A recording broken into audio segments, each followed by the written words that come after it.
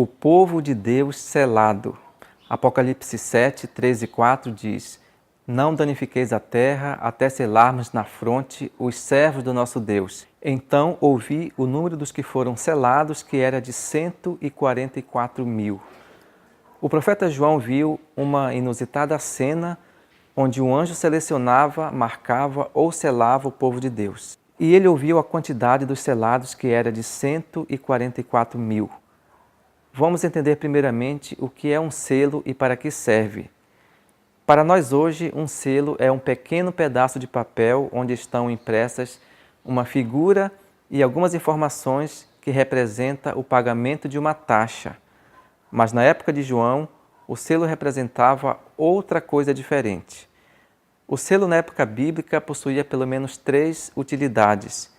Primeiro, o selo era um sinal de autoridade e autenticidade que validava um documento como contrato de casamento ou de compra e venda. Segundo, era um sinal de propriedade.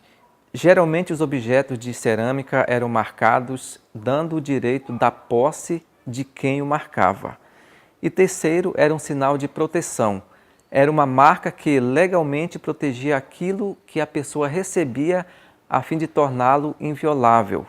Da mesma forma como o selo nos tempos bíblicos tinha grandes utilidades, Deus usou a metáfora do selo para identificar o seu povo. A primeira marca que Deus instituiu para identificar o seu povo foi a circuncisão, que manifestava a fé dos filhos de Deus, mas também a sua obediência, porque não era Deus quem o circuncidava. Eles o faziam em submissão e à orientação divina. Foi um selo transitório. Com a morte da cruz de Cristo na cruz, perdeu o seu valor espiritual. Outra marca de Deus aconteceu na saída do povo de Deus do Egito, onde fora colocado o sangue do cordeiro nos umbrais da porta. O sangue funcionava como um selo de proteção e os que se encontravam dentro da casa, marcada com o sangue do cordeiro, manifestavam fé na palavra de Deus e obediência, ao agirem exatamente como Deus havia especificado. Esse selo também foi passageiro, foi transitório. Teve a sua validade apenas por uma noite. O outro selo de Deus é o sábado. O sábado, quando devidamente observado por nós, é um sinal de que Ele é o nosso Deus. É um selo de propriedade. Aquele que guarda o sábado como Deus deseja, está manifestando a fé em Deus como Criador e o Redentor, e também obediência ao mandamento que Ele deixou. Assim, a guarda do sábado é uma indicação externa de uma atitude interna. Ao profeta Ezequiel foi dito: santificai os meus sábados, pois servirão de sinal entre mim e vós, para que saibais que eu sou o Senhor vosso Deus. E este não é um selo transitório, mas permanente e eterno. Um outro selo que encontramos na Bíblia aconteceu no ano 592 a.C., descrito lá em Ezequiel 9, de 1 a 7. Foi um selo transitório e simbólico colocado na testa dos homens que viveram a véspera da destruição de Jerusalém. A Bíblia nos coloca também o Espírito Santo como um selo de propriedade descrita lá em Efésios 1,13. Quem tem o Espírito Santo é propriedade de Deus, mesmo após o fechamento da porta da graça e até a redenção final.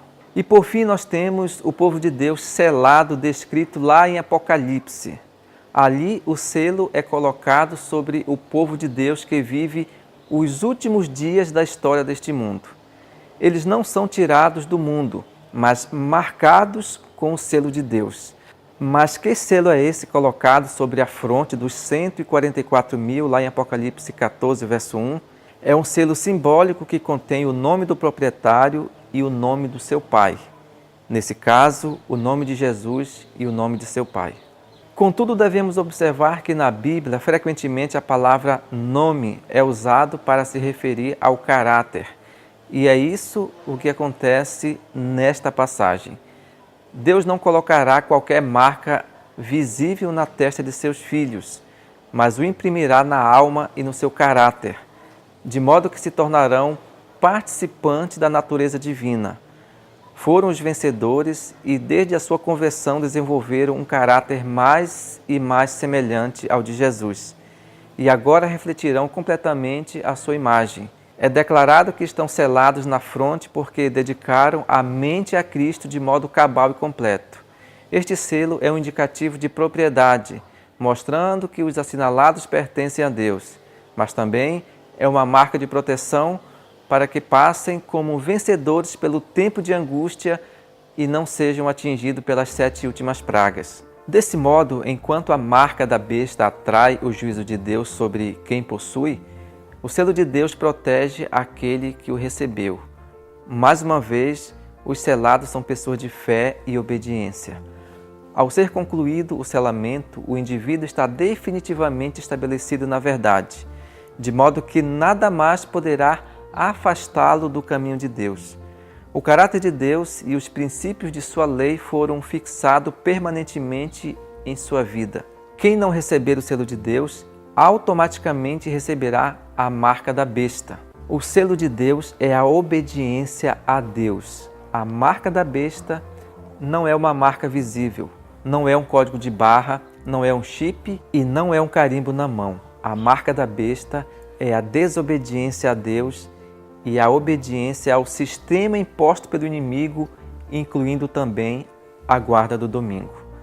Todos os homens que viveram os últimos dias serão assinalados ou com a marca da besta ou com o selo de Deus, e será um claro indicativo da posição pessoal assumida no grande conflito entre o bem e o mal.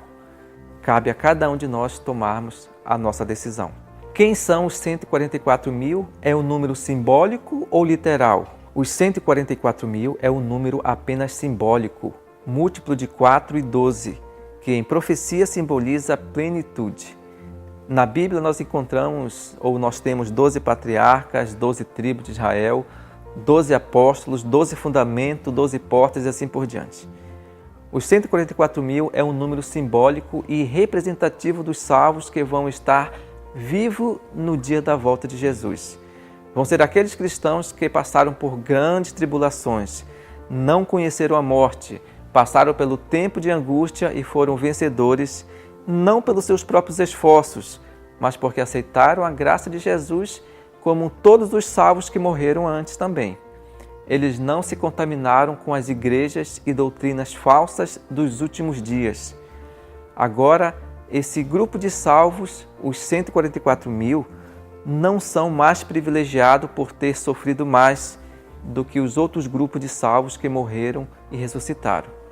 A única diferença é que no céu eles vão formar um grande coral e cantar uma música para os salvos que passaram pela morte, e a letra dessa música fala de sua experiência que tiveram no tempo de angústia.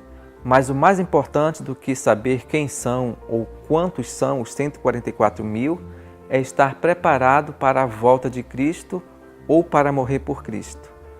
A mensagem de Apocalipse é: ser fiel até a morte e dar-te-ei a coroa da vida. Um abraço a todos e até o nosso próximo encontro. Tchau!